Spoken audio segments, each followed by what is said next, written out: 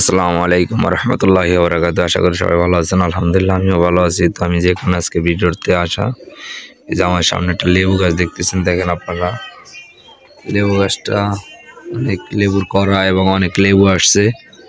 এই যে কারণে এটার আমি গোড়াতে মিরাক্কেল কোড ব্যবহার করছি এবং উপরে ফিজিয়ার ফোর্স সাপ্তাহিক একদিন বিকাল 3টা থেকে 5টার মধ্যে স্প্রে করছি। স্প্রে করার পরে এই যে আমার দেখেন গাছটার কি পরিমাণ লেবু আসছে। প্রত্যেকটা ডালে ডালে যে অনেকগুলো লেবু আছে। এই যে দেখেন অনেকগুলো লেবু আসছে। এই যে আলহামদুলিল্লাহ গাছটা আগে গোড়াটা মরা ছিল, আমি দেখাইতে পারতেছি না যে গোড়াটা আগে মরা ছিল, লেবু আসতো না। কিন্তু গোড়ায় মিরাক্কেল কোড ব্যবহার করে যখন পানি দিলাম তখন আলহামদুলিল্লাহ যে লেবুর করা আসছে। করা আসার পরে পিজিআর পড়ছি ব্যবহার করছি, প্রত্যেকটা করা ধরছে। তার মধ্যে একটা চমৎকার রেজাল্ট হচ্ছে। এই দেখেন এটা কমলা গাছ। এই যে কমলা গাছ, এটা কিন্তু কোনো চারা কিনা না, আমি নিজে টফের মধ্যে আপনার কমলা গাছের বিচি লাগাইছি। লাগানোর পরে অনেকগুলো কমলা চারা হয়েছে।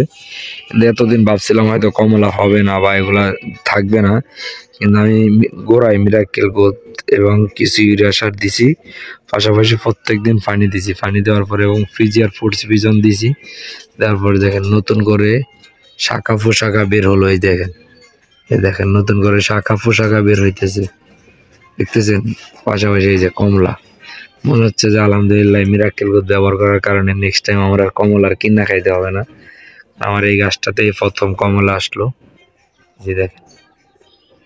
এই যে দেখেন কমলা, ছোট্ট একটা গাছ কিন্তু অনেকগুলো কমলা আসছে। তার পাশাপাশি এই যে একটা আম গাছ, আম গাছটাতে আমি পিজিআর ফোর্সি ব্যবহার করছিলাম।